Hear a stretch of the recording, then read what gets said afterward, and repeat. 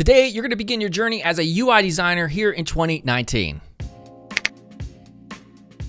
Oh, and hey, I'd like to mention this video's sponsor, Skillshare.com. Now, it's a brand new year here in 2019, and Skillshare will help keep you learning and thriving as they offer 25,000 different classes in coding, design, business, and more. For instance, you're about to watch my UI design course, but you could learn about UX design afterwards here at Skillshare. Skillshare is also super affordable with a subscription that only costs $10 a month, but if you're one of the first 500 of my subscribers to click the link below here in the description, you get the first 2 months free, so take advantage. Hey everyone, Gary Simon of Coursetro here. So today I'm releasing this 100% free UI design course it's geared towards beginners. Now in the past, in this channel, I've done different tutorials, bite-sized tutorials on designing websites and apps and such, which are user interfaces, but I've never really put out a full course where I really explained every minute detail. So the initial part of this course, you're gonna see me in front of some slides, kind of talking about the very important design fundamentals that you need to understand if you're going to be a good UI designer. And then we're going to step into Adobe Experience Design, which is free, and there's a version of it that's free that you can use and follow along, although you don't have to. You can use anything else like Figma or Sketch or Photoshop or whatever. And we're going to design a fictional UI, all right? And so the goal here is for you to walk away at the end of this having a lot more confidence than you have now. And right at the end of the course, I mean, you're not going to be a pro if you're a beginner, but you're going to minimize that time that it takes from going from creating designs that just look like crap, honestly, to more intermediate level stuff, and then eventually to pro level stuff. All right, so make sure you subscribe here if you haven't yet. Click the notification bell icon as well. I'm always putting out tutorials and courses. And so let's go ahead and get started. All right, so let's go ahead and begin. This next part is just going to be a series of slides, and then we'll jump into actually applying what we learned here during this conceptual part of the course. So first, we're going to tackle what is UI design. So of course, if you're an absolute beginner, UI is an acronym for user interface design. All right, so for our purposes, we're going to say it's a digital medium that a user interacts with. You know, it's a very simple definition, although it doesn't, in the broader scope of what it means to be a UI designer, it doesn't just have to be digital. It could be something, for instance, like a keyboard that you're touching. It could even be based on sound. But for us, we're just going to say it's a digital medium, usually a screen in the form of like a monitor or a tablet or a phone of some sort. And your role as a UI designer is to prepare all the visual elements that make up that user interface that the person is using. So a website is a user interface that they can go just to gain information or to interact with. Also an app. And so these are all things that, you as a UI designer would be preparing. Very simple conceptual level stuff here. So what is UI versus UX design? I wanted to throw this in simply because there's a lot of confusion sometimes when it comes to these two terms. And really, we didn't have these separations early on, back like in the early 2000s or late 90s. But as, of course, the industry has matured, we started to separate these different concerns. So if you're a UI designer, you're not a UX designer, and vice versa, unless you understand both fields. They're two separate things. So a UI is a visual, usually in the form of screens, pages, visual elements, and such. And UX or user experience design is focused on the user's experience while they're interacting with your product or service. All right, so you as a UI designer, you're dealing with the visual aspects that a person is using on a product or service, and the UX is completely not based on just visuals. It really has to do with that user's experience, thus UX design. I thought I would throw in also some quotes from industry professionals who really put it in their own words in terms of what the difference between UI and UX is. So UX is focused on the user's journey to solve a problem, and UI is focused on how a product surfaces look and function. And that's from Ken Norton. UI is the bridge that gets us where we want to go, and UX is the feeling we get when we arrive. And that's from Jason Ogle. And one last one, a UX designer is concerned with the conceptual aspects of the design process and leaving the UI designer to focus on the more tangible elements, and that's from Andy Budd. All right, so hopefully you now have a pretty decent understanding of what the difference is between UI versus UX design. I also wanted to throw one more comparison in here. Example, UI design versus front-end developer. All right, so this is something I sort of covered in my video a few days ago about front-end development in 2019. But they are two separate things, but sometimes there's overlap. Just as there's overlap with being a UI versus UX designer. If you're a freelancer and you're building an app for somebody, then or a website, then you're assuming all of these roles, assuming you don't, of course, outsource any of this work individually. But for large businesses who have a lot of resources and money to hire out people, they would possibly have a UI designer, a front-end developer, and a user experience designer as well. So the key difference between a UI designer versus a front-end developer, a UI designer handles designing and prototyping the screens, while a front-end developer takes those design and uses HTML, CSS, and JavaScript to make them work on a device. Now, when I say make them work, that doesn't necessarily mean it's going to be fully functioning. Because if it has, for instance, a backend where you have databases, you would need a backend developer to actually make that function. But as it pertains to the part that a user interacts with and sees in the front end, like in the browser, that's the difference between a UI designer and a front end developer. The front end developer tapes those mock-ups or prototypes that the UI designer creates, and then uses HTML, CSS, and JavaScript to make them all work. Sometimes you don't even need JavaScript, depending on the project. All right. Before we begin with the actual design fundamentals, I wanted to talk about designing and prototyping UIs and the software that you can use. All right. There's a bunch of them. Back in the day, it used to be Photoshop for a long, long time. Then Sketch came out, and that's exclusively just for Mac. A couple years later, Adobe Experience Design came out.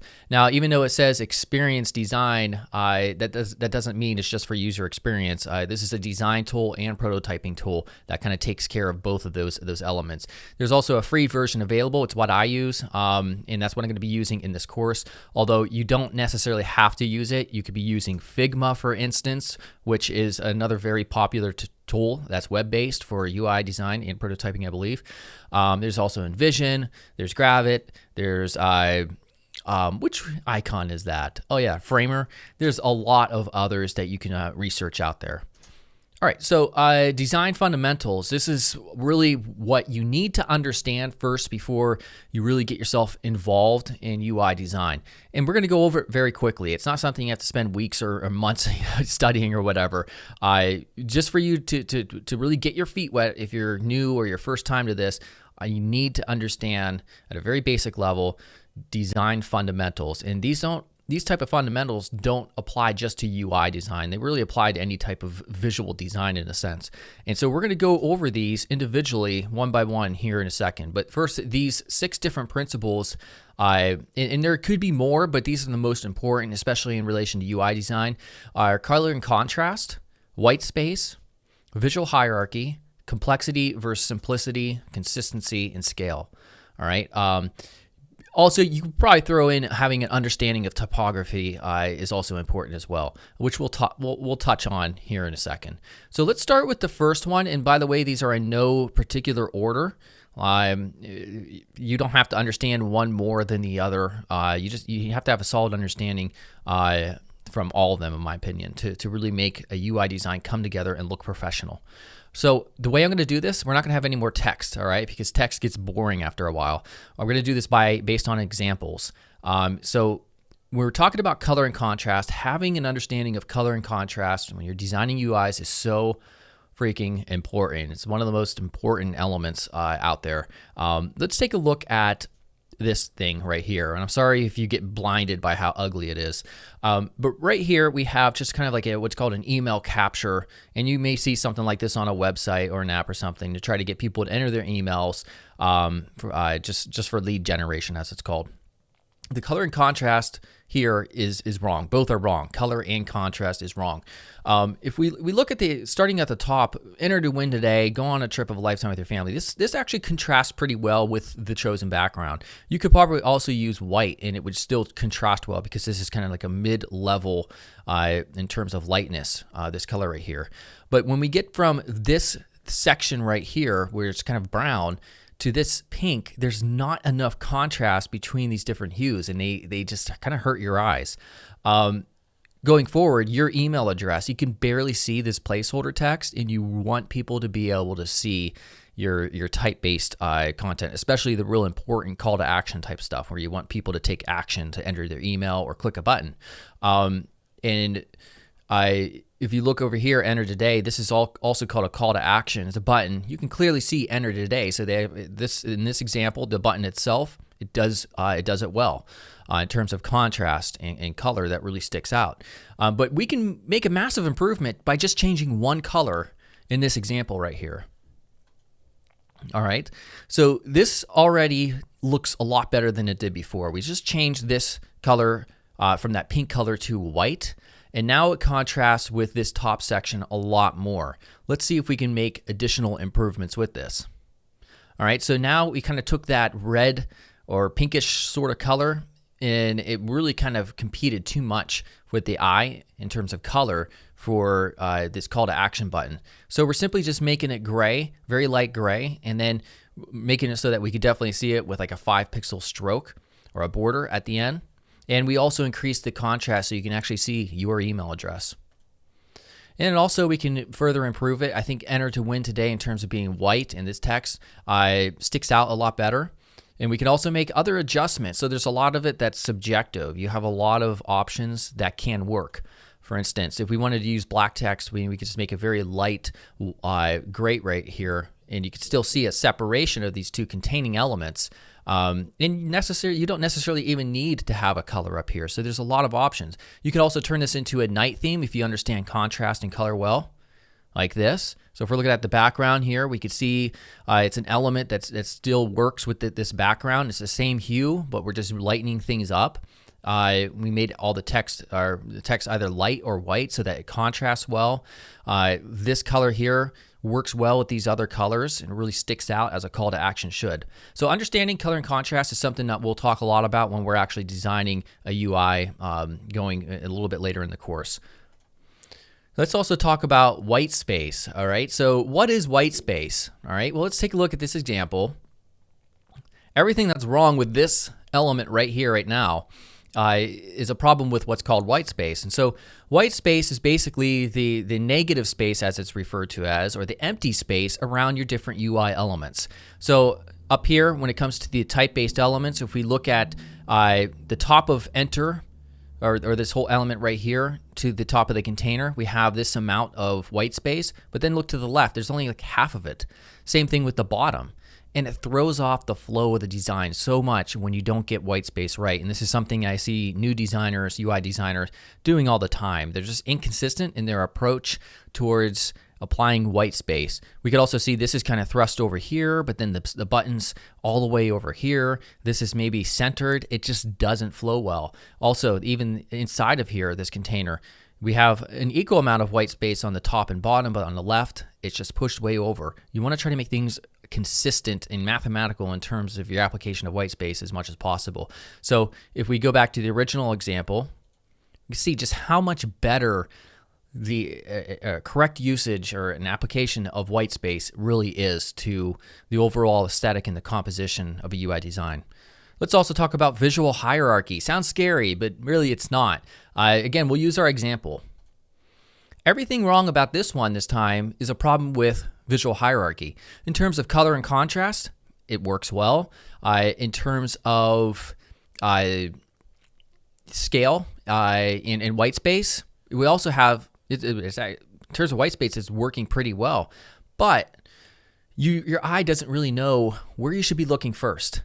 For instance, if we go down on our call to action button, it's using the same color as up here, so it doesn't really stick out too much. It doesn't grab our eye. The enter to win today has the same exact type properties as it does here on the sub headline right here. So this is where visual hierarchy is so important.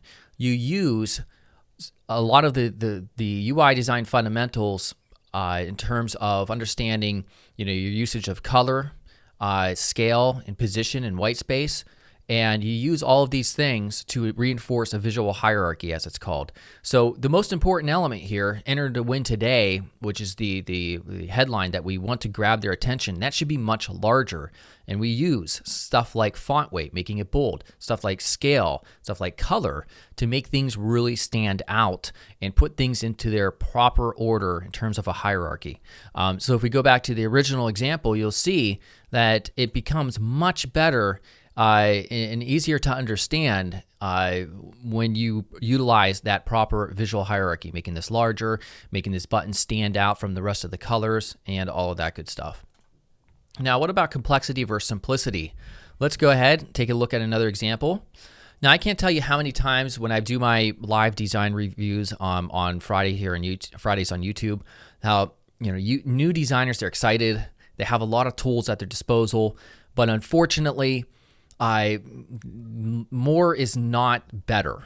So you're trying to, when you get into this realm where you're adding outer glows, you're adding strokes, you're adding embosses, you're adding gradients all over everything, it really takes away from the overall composition. So going back, you want to, especially if you're a new designer, stay away from all that stuff. You can use it, but you have to know how to use it properly. And so this works much better right here. Just by removing all of that junk. So stay away from that, most importantly. All right, so now let's talk about consistency. All right, so let's look at our example here. Here we can see something's off. All right, so first let's talk about the type. We have Times New Roman or a sans serif or a serif font, as it's called, mixed in with a sans serif font right here. Now, you can actually mix serif with sans serif fonts, but you have to know how to do it correctly. So I always advise, if you're just starting out, stick with one or the other.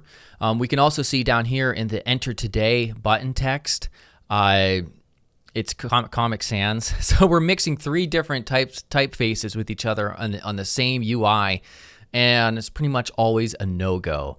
And we can also see, for instance, there's also an inconsistent application of white space here with this your email being pushed over here to the left, where everything else is on this sort of same column right here. So, in terms of how you're applying, these different visual properties, you want to be consistent as possible. There we can see everything is now consistent as it is, and it's just much better looking.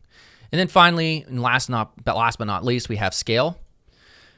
All right, so when it comes to type-based elements, I see a lot of people getting the scale wrong. They'll either make things too large or too small, and we sort of have both of that happening right here. The your email address placeholder, way too small, it's too hard to read. And then we have Enter Today, which is quite large. I wouldn't say it's too large, but really in terms of the rest of the type, it's thrown off. So there's not a really consistent, again, a lot of these design principles will overlap and some will take from the other. It's not a consistent approach to scale as it applies to this design. So once we fix all this stuff, it becomes much better. All right, so now, hopefully you have at least a basic level understanding of these different design fundamentals and how they all should work together. And what we're going to do now is we're going to step into Adobe Experience Design. Again, if you're using a different application, you can still do that. I'm not doing anything crazy that requires specific tools in your UI design software. And we're going to apply all of these design principles. And hopefully at the end, you're going to walk away feeling quite confident. If you're new to UI design, maybe this is the first time you've done it, or it's the first month that you've been subjected to it, even after watching this course, you're not going to become the best designer ever in the world. You're not going to be creating designs that, a lot of the top people on like Behance and Dribbble or whatever are producing, because that simply just requires practice. It requires practice, but you can really negate the length of time, or you can reduce the length of time that it takes from going from producing beginner level work to intermediate to advanced if you understand these design fundamentals. All right, so hopefully you follow along, and let's get to it. All right, so we're going to get started here in Adobe Experience Design. I'm going to, again, assume that you haven't really touched it before. So when you open it up, we have certain presets that we can use right here. You can also choose your recently opened documents. We're just going to choose Web 1920 right here. And we're going to assume that this is just not really an app. It's a website for some fictional service. All right, so just real quickly, just to zoom in and out as I just did, you hold the Alt key in your mouse scroll wheel. You can pan by holding the space bar and left clicking, dragging around, and all that good stuff. That's pretty much all I'm going to go over in terms of how to move around. That's mainly what you're going to need to know. Of course, if you just use the scroll wheel, you can scroll up and down with the different artboards. All right, so for this one, if we double click here, we can change the name. We'll just make it home. And so the very first thing I usually start with, which makes most sense because it's at the top of a website or an app or whatever, is where are we going to place a logo in the navigation bar.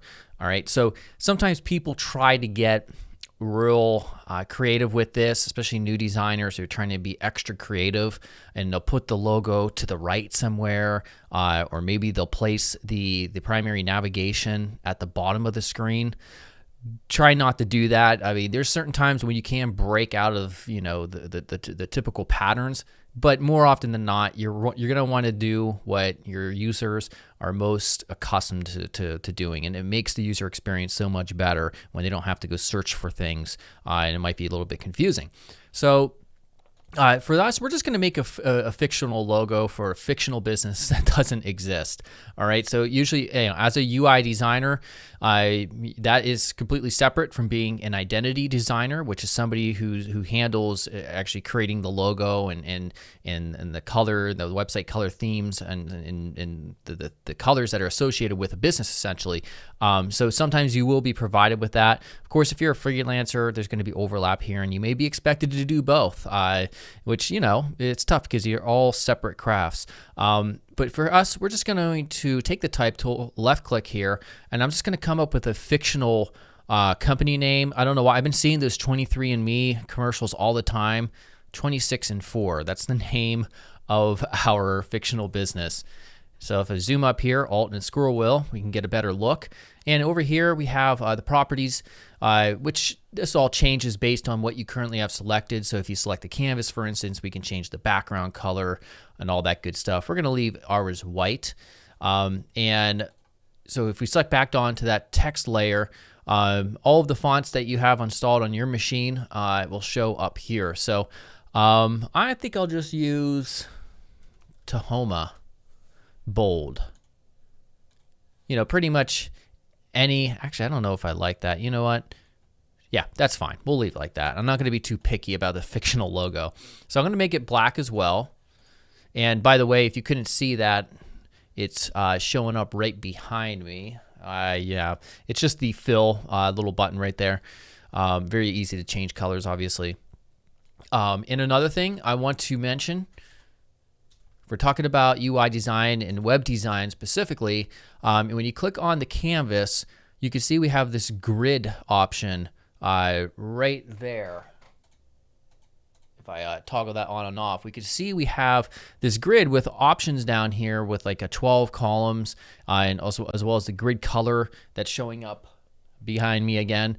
And really, what that's for is when you're dealing with web design and layout design, and this is also applicable to some apps, you design based on a grid system. And these are 12, this is the most common is a 12 column grid. And when you're designing a mockup like we are, and we're not yet in HTML and CSS, it's always a good idea to have an idea of your grids and how these are going to be structured, especially if you pass this on to a front-end developer who's able to open this up in your software, your UI software, and they could see, okay, so we should structure this HTML element with a certain amount of columns and so on. So you'll see how this works going forward. So periodically, I will toggle this on and off, the columns, just to get an idea of where things should start and end. All right, and so that brings up yet another topic. Sometimes you have to ask yourself, are we going to have 100% fluid layout where, if a person is on a large desktop, for instance, and they have their browser maximized, will the left portion of the UI, like the logo, for instance, will go all the way to the very outer edge of the browser, or is it going to be maybe a fixed centered sort of layout, kind of like how we have here? More often than not, unless you have an extremely content-heavy site where you have a ton of content, having a fixed area in the center is probably the best bet. If you have a site with not much content, it's usually not a good idea to space everything out real far, because it makes it difficult for the user to go back and forth, like looking at the certain elements that they need to access. All right, so I will bring that back real quick, the grid. All right, what I want to do here is I'm going to add like some sort of fictional like letter mark or symbol rather for the logo. So I'm just going to drag out a rectangle, and these little corner radiuses right here, I'm going to drag in just so you can see that they are just rounded completely on the side. We're going to give it a fill, and I'm just going to give just some random color possibly. That's a pretty good blue. By the way, I do want to toggle that off because it's kind of getting in the way at this point. So we have this blue, and then we will also duplicate that with Control D.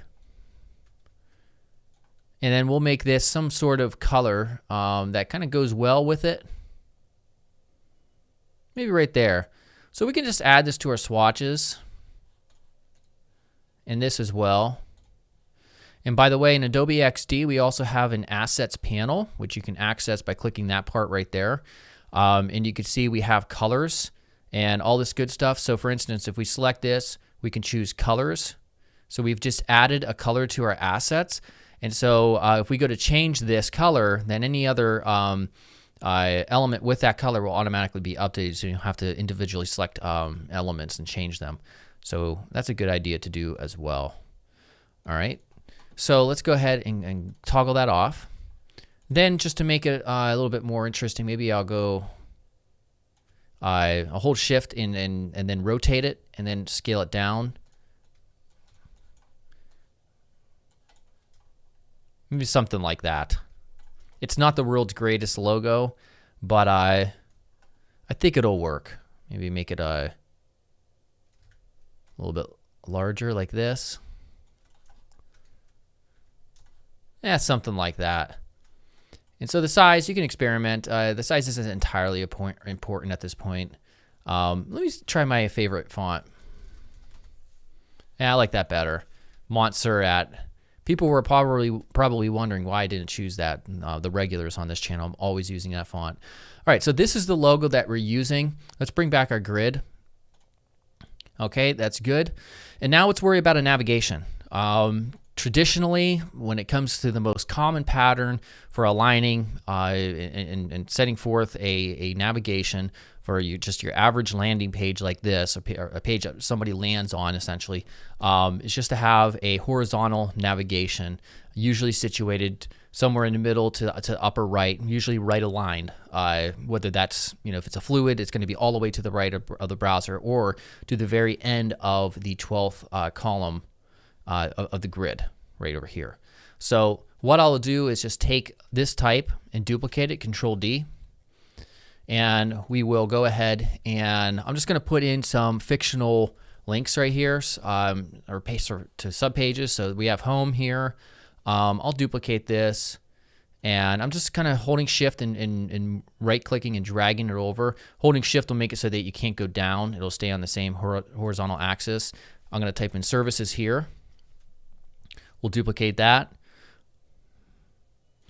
And by the way, when you move things around, you see this little guide show up, like 84 pixels between those. I think maybe the grid's kind of interfering with that process, but usually to get them aligned up, we'll worry about that after, once we set this all up with the right type. Well, this one will just be like an about page, and then we'll do one more. Contact. All right, so we're not going to use this type yet. We're not going to focus on that just yet, but I just want to get it placed right here. There we go. We can see it. There we go. They're all an even amount away from each other. So now we have some questions to ask ourselves. Right now, remember we did talk about what visual hierarchy is, and we could see that we have the logo that has this type, and then we have the home, services, about, and contact, which has the same exact type applied to it. We didn't change this at all. Really, we want the logo to stand on its own, and we also want to separate it visually in some way from the navigation so that they don't look like they're the same type of elements. And this is one of the core functions that you have as a UI designer, is to understand what visual hierarchy is. So like we mentioned before, when we went over visual hierarchy, we have different ways and manners from which we can change and reinforce visual hierarchy through different properties. So in the case of type, one of the things that we have at our disposal is size or scale. We can make these smaller. We could change the color or contrast. So, I mean, we could change the contrast perhaps to a mid-gray. Now, all of a sudden, the logo automatically stands on its own. We've created separation just through contrast. We could change it to a color. All right, so that separates it. And I would say that's not too bad. That actually works. So a lot of this is subjective as long as you get these design fundamentals correct. We could also change the font weight. And this is one of the most common ways and the ways that I like handling it and changing and reinforcing the visual hierarchy. So if we change this from bold to regular or medium, we could see that completely separates it visually from this logo right here. And I like it a lot. I think we're going to stick with that.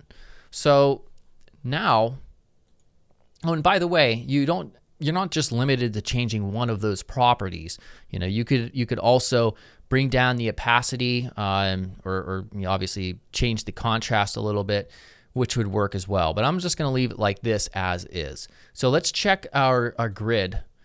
And what we would normally do, either the front-end developer would do, is probably just right align it to the very edge of this grid right here.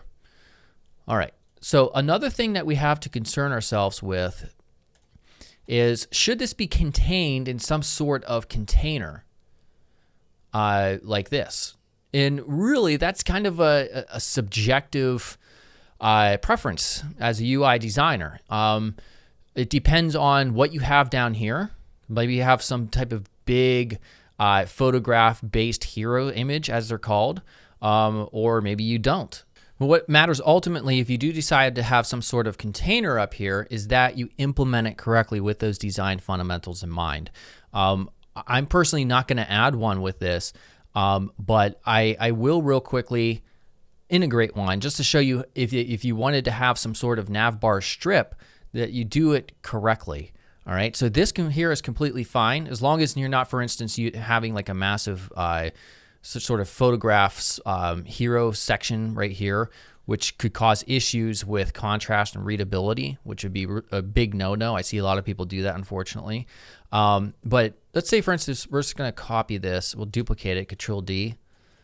If we have a navbar section with a big strip going back here, let's go to our layers down here. We can just sort this all the way to the bottom. All right. We want to make sure that this is implemented correctly if we do decide to have some sort of colored bar up here. So let me go ahead and we'll make the fill. Maybe we'll make the fill this color. It could be either or, really. So when I change this, what are some things that might be wrong about this? Or you pause it if you have to, but there are several things wrong about the way that I implemented this bar going behind the logo in the navigation. All right, so let's go through this checklist that we went over in terms of UI design fundamentals. First, we can ask, and these are in no particular order. First, the thing that's that's sticking out right away to me as being incorrect is there is an uneven amount of white space vertically. All right, so I'm talking about from the top of this element, this 26 and 4, the word mark of the logo, and all the way to here, we have a certain amount. Here I can illustrate it with the rectangle tool. We have that amount, but then beneath it, we have only half that amount. It does not look correct, and it throws off the flow of the design. And if you're not aware of these subtle issues, then that's the difference. That's the whole difference between being a good UI designer and somebody who's new, who just doesn't understand and doesn't have the eye yet and the intelligence to see yet, or the experience, that there's something completely off. So if we wanted this to be matched up, well, we have to make sure that we bring this thing down to even white space on all sides. All right, so that looks a lot better than what we had going before. Now, it might be a little bit too much padding on the top and bottom, just because if the size of our user interface is only this big, we'll say that this is above the fold when the user doesn't have to scroll anymore in the browser, then this is a pretty thick looking nav bar. Ideally, maybe right around here would be better. And then I would just take these elements inside. I'm going to hold Shift and left click to deselect the background, and then just get them centered up right around the center mark, which is right around there. So that looks pretty solid in my opinion. Next up, the next consideration would be for this logo.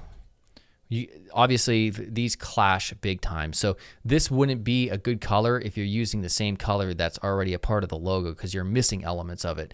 So you can make this white and this another color, but if you can't change the colors of the logo, of course, then you can only change the background element itself. So in this case, you want to make sure things contrast enough. So if you did have certain colors that you didn't want to, clash with or hide if they're the same, then you could just make these very light gray or very light colors like this. So everything contrasts still well. And back when it was this color, I might experiment with adding or changing these and making these white and possibly bold as well, so that they really contrast with this blue, which is kind of like a mid-range contrast area. It's not an absolute black or a white. All right. So like I mentioned though before, we're not going to be adding a bar like this. So I'm just going to delete that. We'll make these black again. And then, yeah, we're all good to go. I'm also going to move this down just a bit. Okay, so we're already quite far into this, and we only got a couple elements on here, but that's because I want to spend a ton of time making sure that everybody understands, my exact every detail thought process about, why I make certain decisions. So let's continue on. Now we have what's commonly referred to as, in a typical landing page, a hero section right here. And you obviously have a million different routes that you could take this, a different amount of columns. It all depends on really what the objective of this page is. Every page should have a goal of some sort, especially if we're talking about marketing landing pages and such, which is kind of the fictional case that I'm using here. A lot of things that I'm seeing in terms of trends from 2018 into 2019 are having nice illustrations, heavy illustrations, vibrant illustrations somewhere in this section.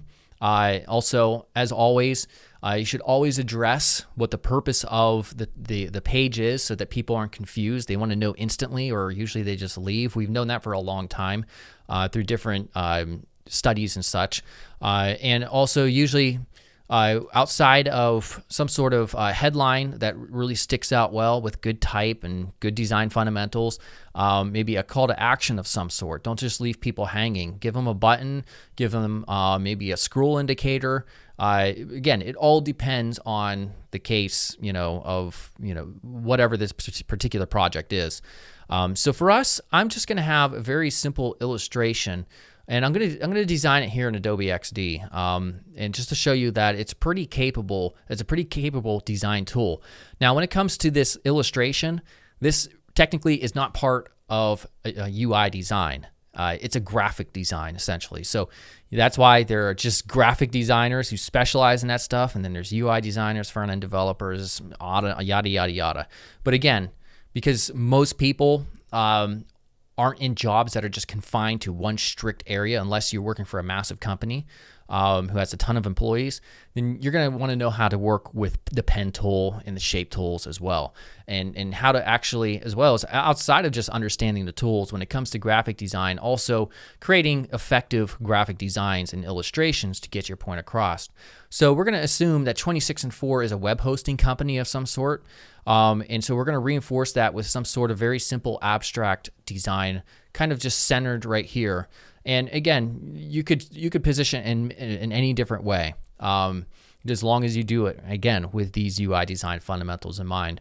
So I'm going to create kind of like a an isometric, I'm going to say like a quasi-isometric perspective icon right here, because I'm technically, you would probably want to use Adobe Illustrator for this because there's more tools to achieve it and make it easier. But I'm going to do this rather quickly as possible in here just to save time, and so we're not jumping back and forth between different apps. So I'm going to take the rectangle tool, and I'm going to create a square. I'm going to hold Shift and Alt, or just Shift itself. It just changes how and where it draws the tool, or the box rather. And we're going to give it no border, and we'll just make it this initially our blue color. All right, I'm going to rotate this holding Shift so that it's more of like a diamond sort of shape. And then I'm going to double click into it, and in Adobe XD that gives you access to the individual anchor points that you can move around.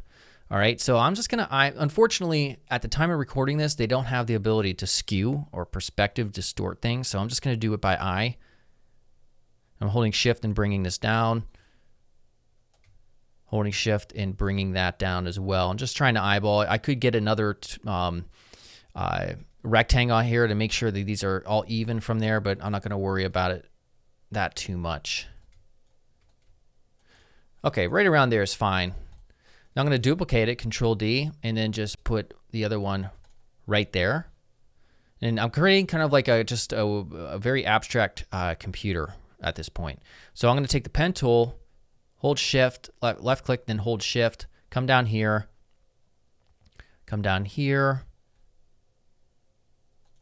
and there we go.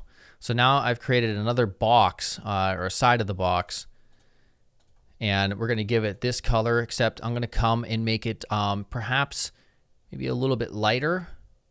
Actually, no, I think we'll leave that side, the light side, the same color. And if you need to make adjustments, you can just double click, make sure you get that anchor point right there. You could hold Shift to make sure it stays on the vertical plane there. We're going to duplicate this, Control D, and then I'm just going to left click and drag all the way to the other side. And this one, I'm going to assume the light source is coming from this direction, so I'm going to make it darker. I would say, maybe somewhere right around there.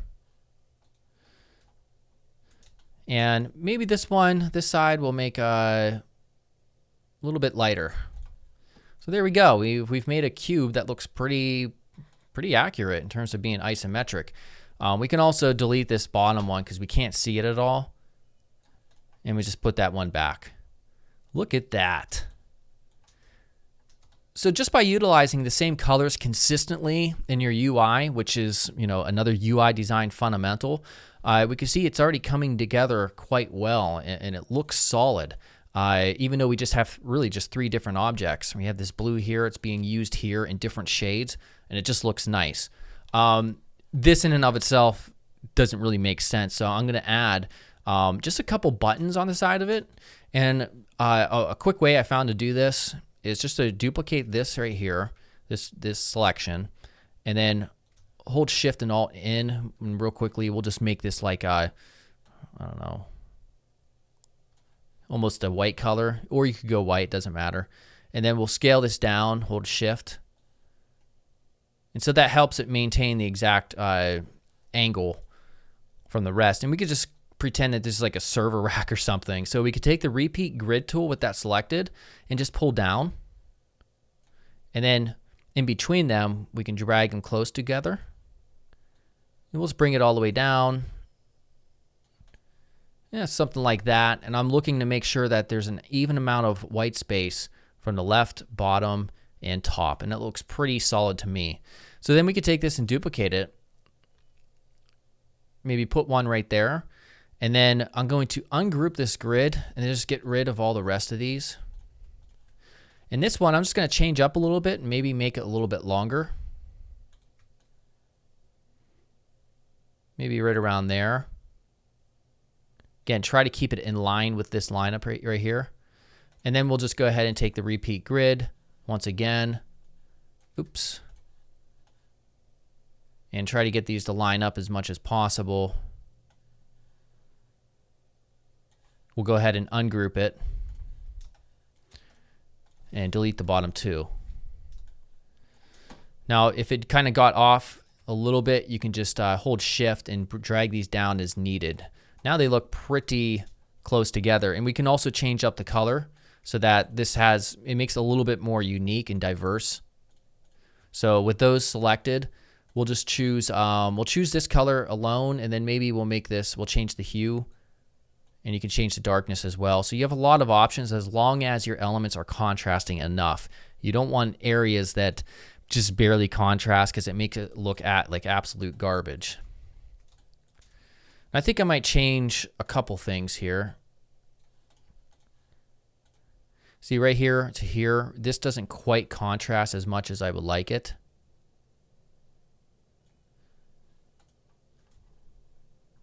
So maybe something right around there. I'm going to take all these elements except for this. So this, what we just created, and scale them down. Although first we have to select ungroup grid.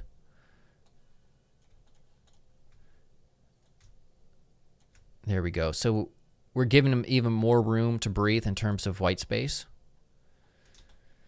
All right, and of course you would want to keep on doing this until, of course, you have something that's solid and it communicates the idea properly. So what I'm going to do, you've seen me use these tools enough, and I'm just going to use the same processes to add more to this, and I'm going to speed up the video.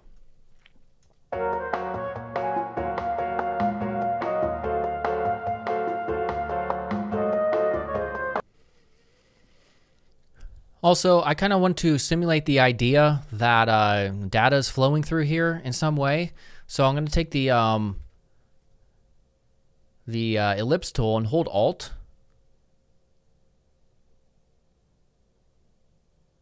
And kind of create an oval. And then create a dark area out of this. So we're going to get rid of the stroke. Let's get that color right there with the eyedropper tool. And we're going to rotate this just slightly.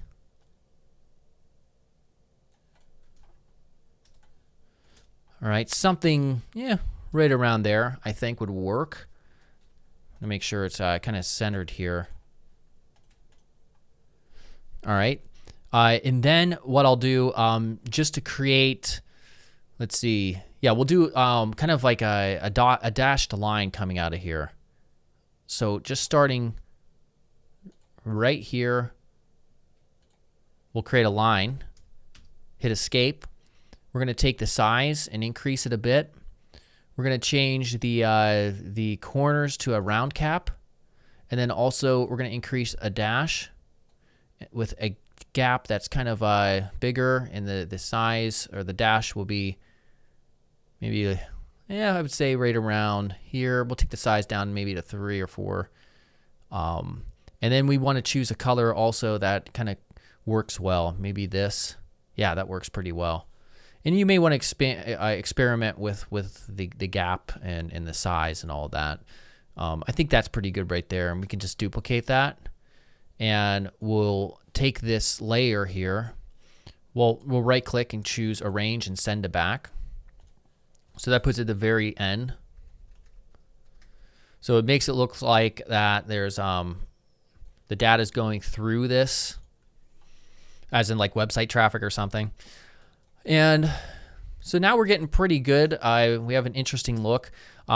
Maybe what we can do is take everything with exception to the line right here and that line, and we'll group it up. And we'll rename this to PC1. We're going to duplicate it, the whole thing. And then we'll take the one at the bottom. We're just going to move it off to this a little bit. And then we will scale things down maybe. Yeah, maybe we'll put one like right over here. Something like that. And there, as you can see, you can keep going and going if you wish. You don't want to make it too elaborate. But I think this for now is fine. One last thing I want to do just to add the illusion of depth to it is to add a shadow coming off. So I'll take the pen tool, hold shift, and I'll come out maybe right around here. Wow, I did that almost perfectly. I got it lined up right there, but I was just holding shift the whole time. And then what we'll do is I will put this at the absolute bottom for now, get rid of the border and give it a fill. And we'll give a linear gradient right here.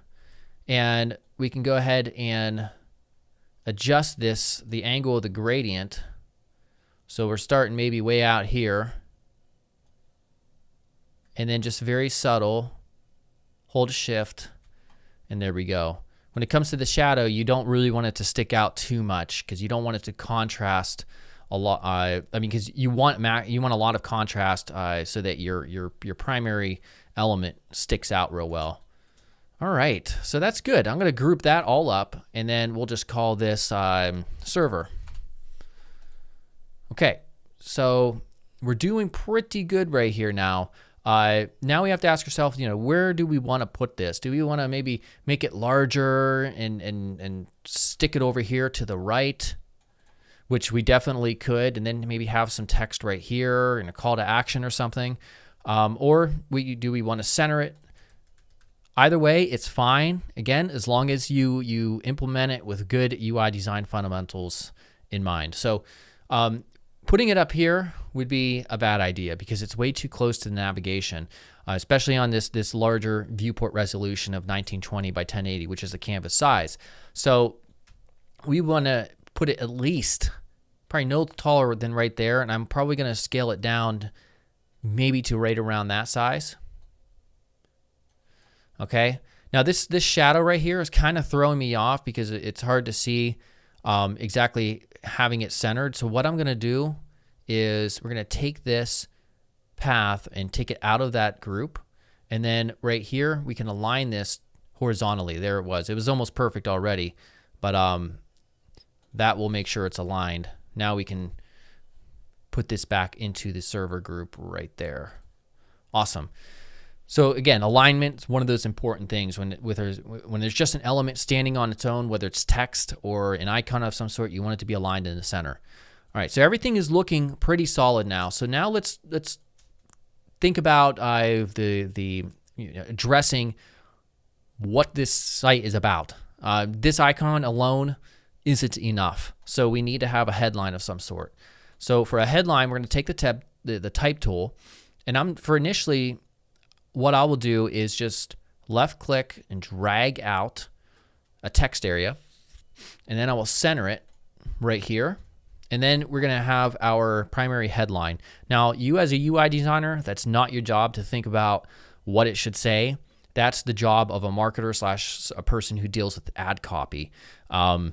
So again, it's nice to have these skills. So understanding ad copy is extremely important if you're kind of like the Swiss Army freelancer. So that's something you would want to research. I'm just going to type in web hosting for the modern era. All right, and so then I'm going to increase this quite large. All right, so there's a few things happening here in terms of UI design fundamentals that we have to make sure we've nailed down. First, is it large enough? So that's kind of a weird question because we have to consider what exactly this type is and what its purpose is. Well, it's a headline, and it's to address what exactly this site is about, or not what exactly this site is about, but to give them a good idea. And this is probably one of the most important elements, if not the most important element on this page right here. So we want to make sure it's large and it sticks out quite well, and it has a lot of white space around it. Otherwise, you push it like this, and that's not enough. It's also inconsistent. We have this amount of white space right here from the top, but then we have nothing right here. So you're going to want to make sure it's spaced out. And XD obviously has this stuff already worked in pretty well when it comes to the guides. So also the contrast, it's sticking out quite well. We could make it this blue color, but then the contrast isn't quite as high, and it's harder to read actually. Plus, we already have a ton of blue right in this section. So in terms of visual hierarchy, this sort of gets lost. So we're just going to make this black. All right, and then we're going to duplicate it.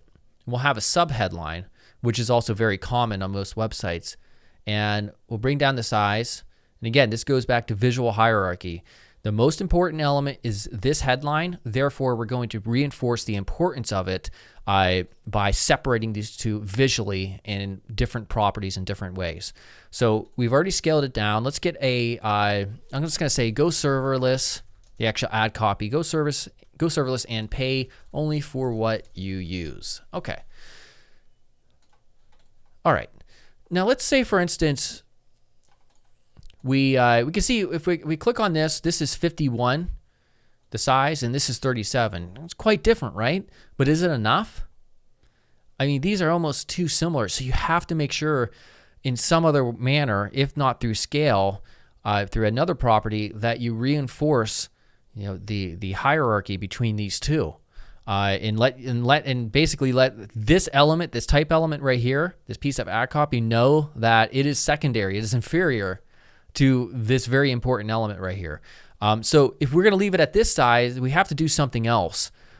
We could take down the opacity, but still, it's not good enough just because the scale between these two elements is too similar.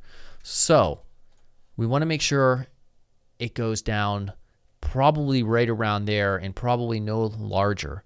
And maybe you could get away with going a little bit smaller. And then you can also, so we can see now that it's a lot better because your eye is automatically drawn here. Also, if we use and make this maybe semi-bold, that works out a lot better. And then we can also take down and make this maybe kind of like a darker gray. You don't want to go too gray like this because then it won't be readable for some people who have bad eyesight. So maybe right around here. And then it could be debatable. Now we may not have to make this bold. We could just go to regular.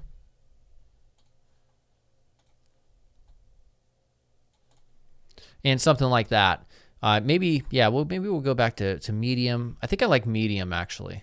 And one thing you have to do, you definitely have to consider is how many different weights you're going to be integrating. This is where an understanding of front-end development will help because the more font weights you integrate into a layout, that's more load time because those have to be downloaded. So if we're going to use like a medium, we want to probably only use a medium and then just the regular or semi-bold. Semi-bold might be better to go with this. That way we have two contrasting weights that contrast with each other quite well. All right, so now looking at this, the next question is, all right, obviously if this is a landing page of some sort, this isn't enough. We have to have more information to scroll down. And if we're not going to have any type of call to action like a button or some area where they fill out an email, which wouldn't make sense really for this context right here, the purpose of the site, then we need to let people know and have a clear path of what should they do. This could be in the form of a button, like for instance, it could be a button that says learn more or our services, etc. But if there's more content that you want them to access, you can have what is now pretty commonly associated, a good pattern to let people know to scroll.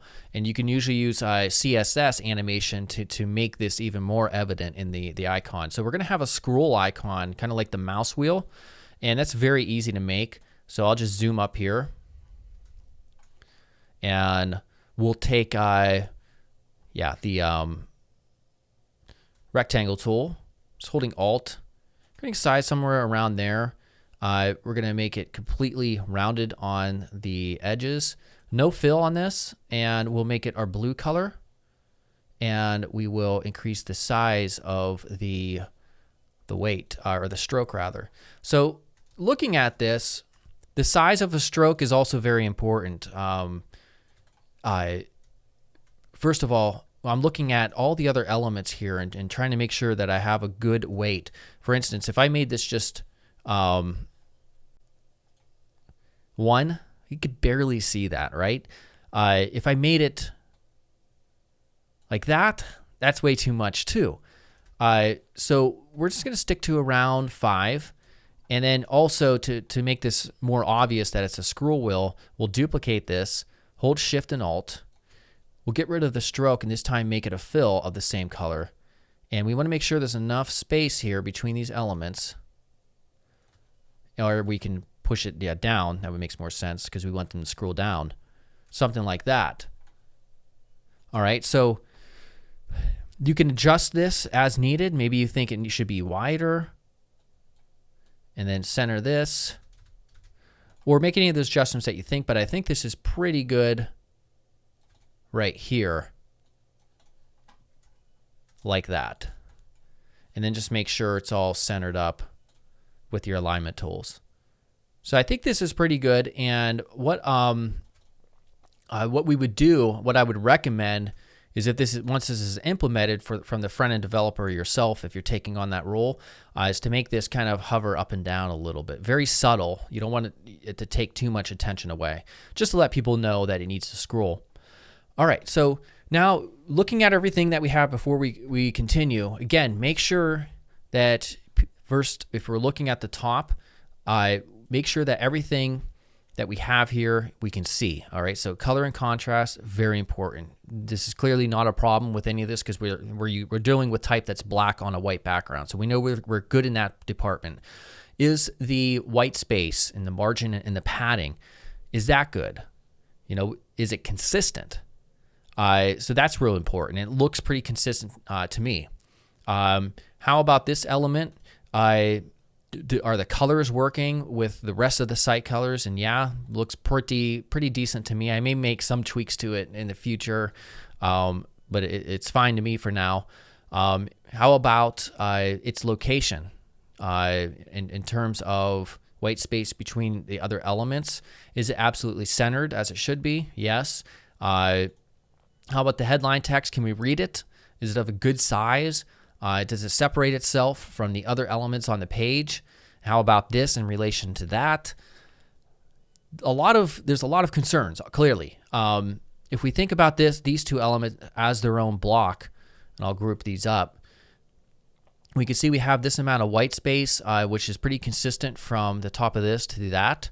And how about this element? We'll group that up too, compared to the rest. And that's pretty darn close as being, you know, something that a design here, at least just initially looking at this, that has all of the UI design fundamentals pretty much nailed at this point. And of course, this is a more simple approach, but I want to keep things simple, especially for beginners. So let's go ahead and select the canvas, and we're going to create a secondary portion on this UI design. So when they scroll down, they're going to encounter this area over here. Now, first, you may be wondering, what is that dashed line? And that dashed line is basically the viewport height. So I don't want to see that dashed line because it kind of throws me off. So I'm just going to make it the same height as the canvas itself. And it's there just to let you know like where the viewable area is, or traditionally has been called whether or not it's below the fold for the user before scrolling down. So now let's go ahead and we'll do in a section right here of content. Now, right now at the top, we have a lot of white occurring here. All right, it would be a good idea to break that up somehow, either through maybe like a photograph like background that's watermarked, or through just a solid color. Now, traditionally, we could just we could do something like this. We'll take the rectangle tool. Don't do this yet. Just watch me. Maybe we'll take this blue color. There we go. Notice where I put it. we have a lot of white space between these elements, which is very important, especially on a bigger viewport resolution like this. And this would work perfectly fine. What we're seeing now as a trend from 2018-ish to now into 2019 is to use to break outside of the standard box or the rectangle and structure these different sections of content maybe more uniquely. So some people have been doing stuff like this. Maybe just placing a slight angle. That's a different way to approach it. And we can even take that a step further. So this is what I'm going to try to do. We're going to take the pen tool and we're going to create just a very slight, so hold shift so that you're at a 45-degree angle, maybe right around here, and then let go, and then just create a very slight angle just like that. And we'll make it go all the way to this side. Left click and drag to create a Bezier curve, and then down right there. And you can obviously adjust these with your keyboard if you screwed something up. And then we'll come down here, hold shift, and then we'll just make this one a typical line at the bottom and then connect it up. So then we could fill this in with a blue. All right, and just notice how different and more stylish that this looks. And this is a certain aesthetic that then can be used over and over again throughout the design, which is really important for the UI design fundamental of consistency. So I think that's pretty solid right there. We have a decent amount of white space.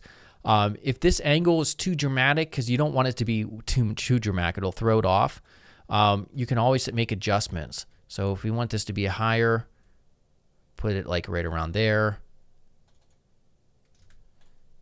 And that's maybe a little bit better. It's less dramatic of an angle. All right. So now we have two really contrasting sections of content here to deal with. And now we can put in supporting information based on this landing page. And if you're a UI designer, you're doing this for a client or a company, then you will be provided this information. Usually in the context of maybe like a wireframe or just a general document outlining what they want on the page. So for us, let's bring back the grid and let's put in 3 columns of information, maybe with an icon at the top and maybe some text beneath it, supporting text that's relevant based on the different type of the qualities or the features associated with this service that makes it a good service, right? So we will bring this the grid back, but for now, let's just get rid of it. Actually, no, let's keep it, and I'm just going to use the type tool. And we're going to zoom up here. And if we're going to have 3, then we're going to situate these so that they're within 4 grid containers. And I'm going to adjust this. I'm going to do something and then make an adjustment just to show you, demonstrate a point. I'm going to left click right here at the very beginning of that grid and to the very end of the 4th one. All right. And I'm just going to type in test for now. And I'm also going to make this white so it contrasts better than that black did. And I'm also going to go use a plugin in Adobe XD. And if you just go to Discover Plugins and you search for a plugin called Lorem Ipsum Text, you'll find it. I'm just going to select this right here. You could do quick Lorem Ipsum, and there we go. That's just filler text that you use. It's Latin if you don't really have content right off initially to put in there. So I will say somewhere, actually I wanted a little bit more Lorem Ipsum text, so I'm going to go back. Just put fill with placeholder, insert, there we go. So now we have more, and we could just cut off based on the amount that we want or not. Now, if we had 3 columns of this, so I duplicate this. Don't if you're following along, don't do this part. I just want to make a point. And you make it, and you make this text that 4 columns, and there's only 12 of them. And they're just going to be so close together that you're going to lack white space between them. This is way too cluttered. So that's just something to keep in mind when you're doing this. When you're working with the grid, you want to put spacing in between there. So let me demonstrate this in a different way. It might be a little bit more dynamic and time saving. If we bring the grid back and we take this in, maybe right around in there, and then we do repeat grid and drag this out to the right just to 3. And then we extend this so that these are roughly around the same area. If we change one of these, for instance, we'll change this one. If we change this one, the rest will change as well. So that's just one tip that's handy about the repeat grid tool. I'm going to ungroup it though and just get rid of these initially. And we're just going to focus on what this first one will look like. So let's get rid of the columns here, or the grid. There we go. And we have to ask ourselves, you know, first we have to get the scale of this type correct. We also have to determine whether or not we're going to make it the thicker font weight, the bold. We have to make sure we have a good amount of white space again, and also spacing. I mentioned before we're going to have some sort of icon, but instead of sitting here trying to design icons from scratch, we're going to use a resource. So I'm going to get up my browser window right here, if it'll load.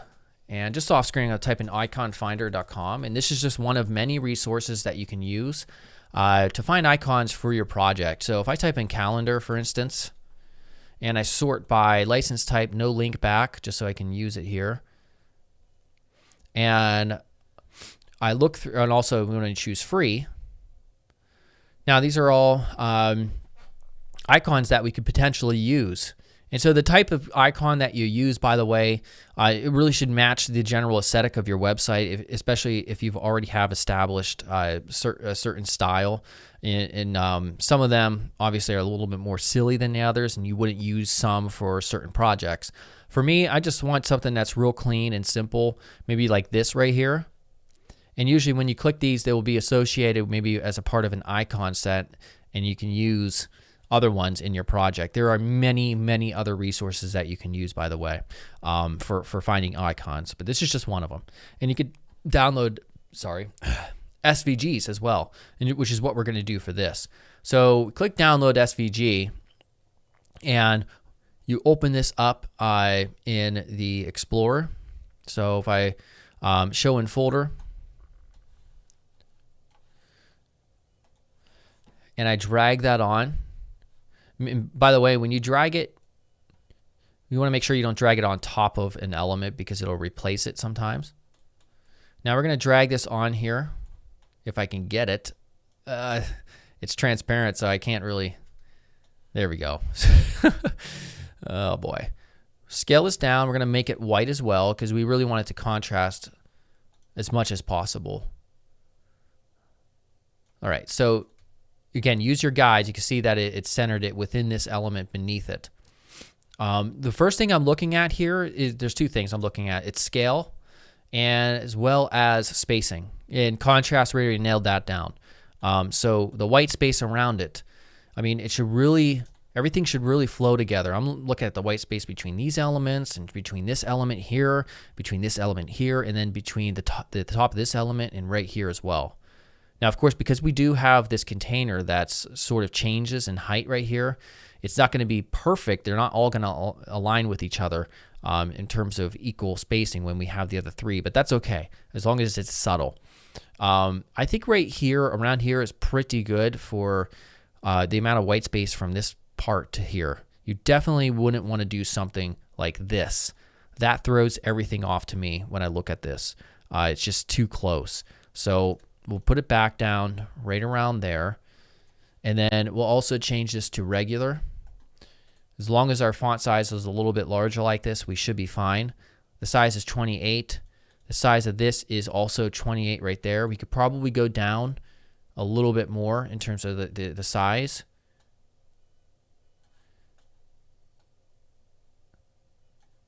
Maybe right around there is good. And then also I'm looking at the bottom of this. comparing it to the top of up here. So if I take real quickly, don't do this. You can do this if you want, but it's not a part of the design. If we make this like something that's really ugly in contrast, this is the amount of white space from here to here. This is the amount of white space from the bottom of this element to here, and obviously there's too much. So if we double click this, take these two anchor points and drag them up, suddenly it's going to look a lot better. Now, looking at this from this angle, it's looking okay, but really sometimes it's hard to judge until you actually get in there and add the 3 replicas of this. So let's bring back our grid. So this is 4 grid columns long, or wide rather, and with a decent amount of padding within it. So let's take this and this, we'll duplicate it, we'll put it roughly right here. This can be pretty much in the center of the entire document, and then over here we'll match the right. There we go, perfect. So now if we get rid of the grid, this is what we have going so far. So I think looking at this, now that I have it zoomed way out, looking at the amount of white space between this element and this element compared to the amount of white space between this element and that element, we can probably definitely move these up more. So I'll just take all this and just deselect the background right there and move this up probably right around here, just to account for the fact that this is on a slant right here. So I think that's much better. We can drag this up a little bit more as well. And there we go. Now I'm going to just change up the text here just to make it look a little bit different. Like that. Also another, you know what I may do? It looks like there's just too much text right here. So one thing we can do is adjust the line height. So we could change it from 28 maybe to 38. And now it's a lot easier to read. So that's another thing that you could pay attention to. I'm just translating this real quick. There we go. There we go. Pretty much a lot better right there. All right, great. So now we're going to have a second area, or a third area, or a third section really. We have our first hero section up here. We have this section right here with the icons. By the way, I probably will pause this and just take 2 more icons from that same set and put these in. So I'll do that real quick. All right, and there we go. I just took a wallet here and a phone, whatever. You want to make sure that they're the same size and the same thickness though. Otherwise it'll look inconsistent, which again, in terms of UI design, I'll just throw everything on. For instance, if I made this smaller, all of a sudden things just don't look right. And that's because they're not consistent in terms of the thickness. Okay, so far we're looking really solid. Let's do that third section down here. You don't necessarily have to keep on doing this. I think we'll do it maybe for the footer, for that there's a certain aesthetic that we have applied here. For this one, let's just maybe do a smaller section just for like testimonials. And so we'll have whatever you want to do, you want to make sure that your sections will contrast with each other well enough. So when it comes to different types of content, that's just one way you can prioritize visually over different sections. And so to do that, you could either go lighter or darker, right? So if we take the same color, which you wouldn't want to do if you're separating the different types of content. So this is just features, and then we're going to have testimonials. We're going to style them differently. What we could do is we could go darker. You could also experiment with the saturation as well. I mean, you could even go darker, or with pretty much nothing, no color. You could go black if you wanted to. One thing you wouldn't want to do is come up around here. That looks horrible. There's not enough contrast, and it kind of hurts your eyes when you look at it. See that? Ugh. It's terrible, but I see people do that all the time. So you want to stay away from the mid ranges when you're dealing with colors. So you want it to either go up here, where you can still see that there is certainly a container here, but it contrasts enough with this element as well. Or as well as up here. I mean, this was desaturated. This is bringing in that blue a little bit. This works as well. Or coming down darker. And you can get pretty close while still having, you know, with still creating enough contrast. For me, though, I think we're just going to go kind of with like a very light gray right around here. Again, you could go darker, whatever. Again, some of this is subjective. All right, so we'll keep that right around there. I'm going to drag this down just a little bit further because we're going to have maybe a little bit more area down here. And now in this section, we can go ahead and put maybe 2 testimonials. So we will bring back our grid. Let's save this, by the way. I haven't done that yet. UI toot. All right, it looks like it's saving in the cloud. This is an updated version I haven't used yet. So now we can ask ourselves, do we want to have 3 more columns of testimonials, which that could be a little bit repetitive looking. So I think we'll just have 2 columns. All right, so as long as it fits within with a good amount of padding inside of the element, the content and the grids, it'll work well within 6 rows. So I'll take, let's see, we're gonna have like an avatar associated with like a person in them. I'll put one right here, and we may end up moving things around. And one thing that I like to use, we'll get rid of the stroke, is there's a plugin called Photo Splash that you can use. I think there's a few others, but Photo Splash should work. Actually, there's one that's more specific to this. It's called UI Faces. There we go. Now you can just generate avatars in your design mockups. You have to select an element, and then you can choose if you want male and happy. Let's choose chicks for this. Apply faces. There we go. I love it. All right, so this is one of the reasons it's so much better than Photoshop, which is what us old schoolers used to use. So we'll put this right around here for now, and then we'll have a text area. And right now, I'm not worried about the size too much. I'm going to left align this, and I'm just going to put in probably just some more lorem ipsum text. So I'm not concerned about the color right now. I'm just going to get this in here. Lorem ipsum. I will do. Okay. For now, let's get rid of this. It's throwing off my ability to see it clearly. So what we'll do is make this here black. All right, so it contrasts real well, maximum, in fact, given this background. So because this is a quote, we can just put quotes like that. And if you want, yeah, we can also make it italicized like that.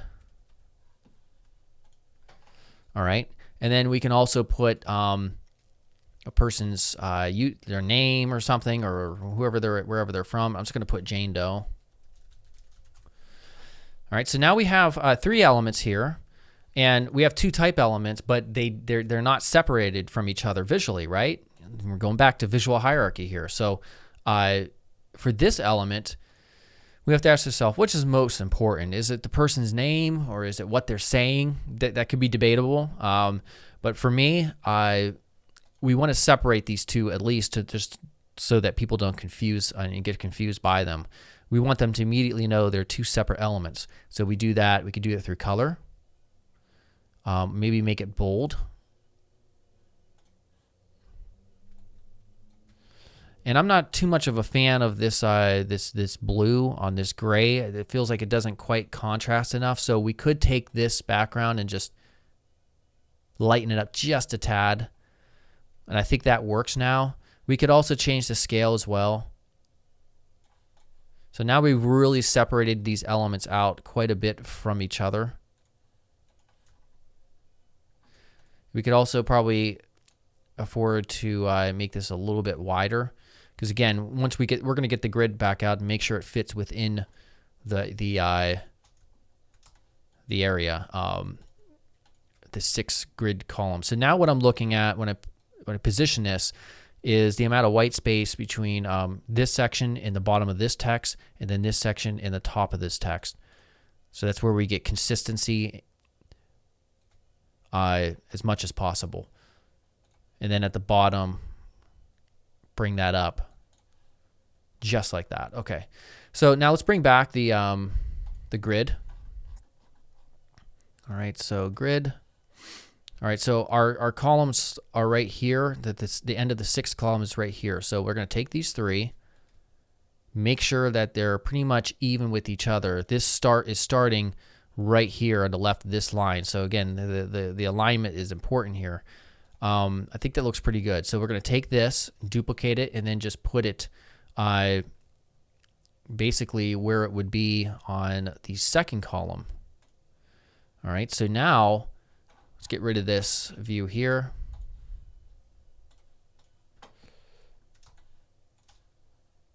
All right, and that looks pretty good. We could take this and just go to uifaces.com, or uifaces.com. It's uifaces plugin. Apply it. Seriously? Hold on, let's try that again. uifaces. This time we'll do a male. There we go. All right, cool. So that seems to work pretty well right here. All right, good. Everything's looking solid and very consistent visually. So next, maybe we'll have a strong call to action to maybe buy the service or try it out.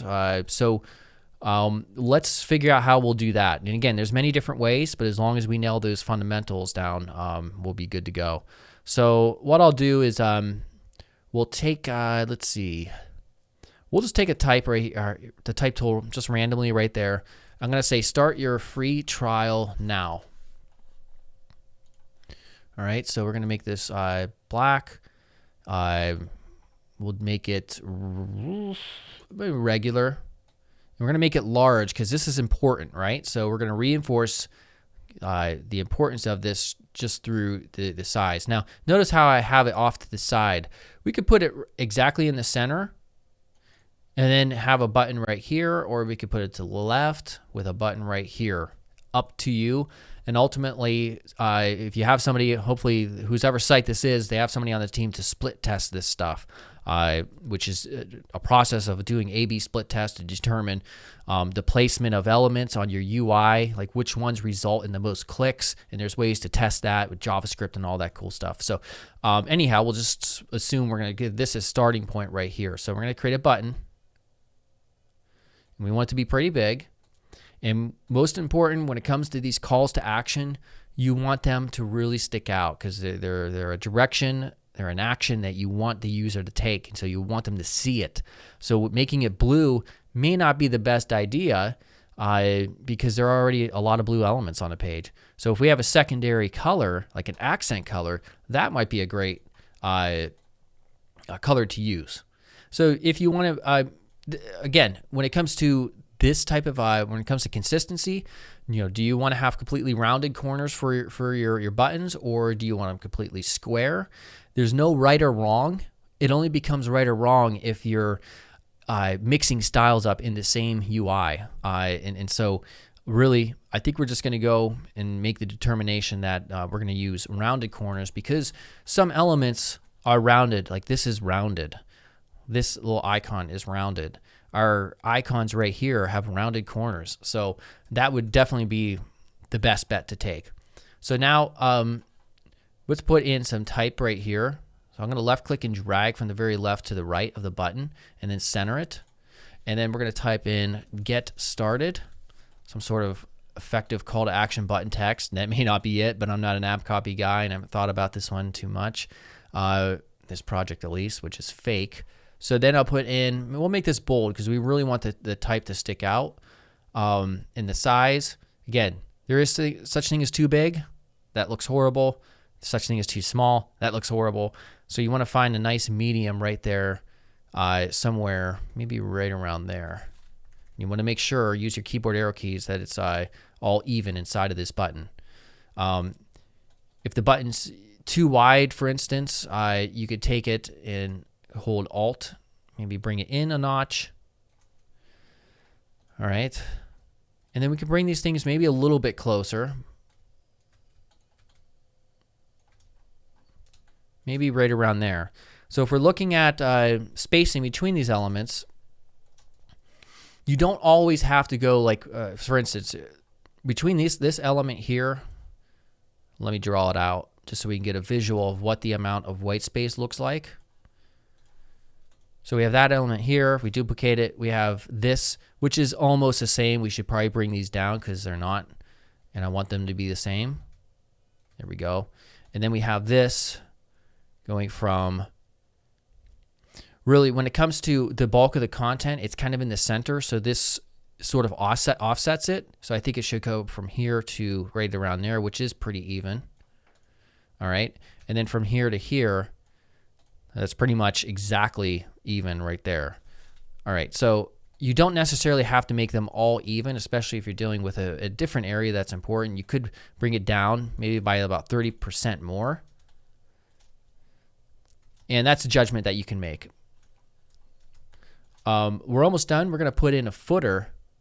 So let's go ahead and change this viewport height here. I don't want that dotted line there. 3113. Let's save things. All right, and let's put it in our footer. So what we'll do is I'm going to take this, duplicate it, Control D, and we could keep it like the same flow, or we could do something really different and just flip them, holding Alt. All right, and then this is too much blue now. We have this big area with blue. It has a very specific purpose, and then we have kind of more of an afterthought, which is the footer. So let's change that up in some way. You could go real light, or you can go maybe darker. Maybe we could work in something like this up here. But because it's not so important, I might want to desaturate the color so it doesn't stick out quite as much. And maybe we'll go something like that. Let me take this up a little bit, right around there. And then take the canvas height and match it right around there. All right. One thing I'm not kind of liking is this is quite a steep angle that I put there, but yeah, that's okay for now. Now there's an uneven amount of white space here, so I'm just going to take this. There we go. That's more centered vertically in there. And then we could just do something simple, like we could take the logo, we'll duplicate that. We'll right click and arrange and bring it to front. And then we'll get this aligned up to the very first start of the column right there, so it's in line with the top logo. We'll make this white. There we go. And then we'll put in something like,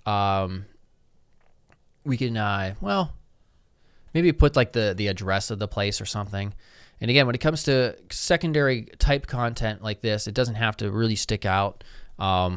Melrose Place, 90210. I don't even know what I'm doing. Who remembers that show? Oh man. We'll make this go regular. And because it's not entirely important, we can bring down the opacity, and that way it creates separation between itself and the logo. We'll put a second thing here, USA, whatever. There we go. All right, good. Now look how much white space I've utilized right here. Let's see how it looks like. It looks in the bigger context of everything. We could probably make that a little bit bigger. And then we could ask ourselves if we want to have another common pattern is to have vertical sub-navigations right here. If you want to do that, I'm not going to do that. I think I might just take this and duplicate it, put it over here, right align it. We could do something like terms of service.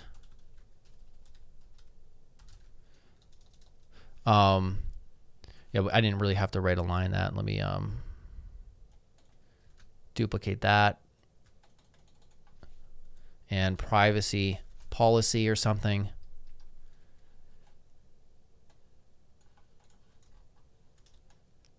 Something like this. And these you would want to make sure is right aligned up to that the grid. So if we get the grid back out,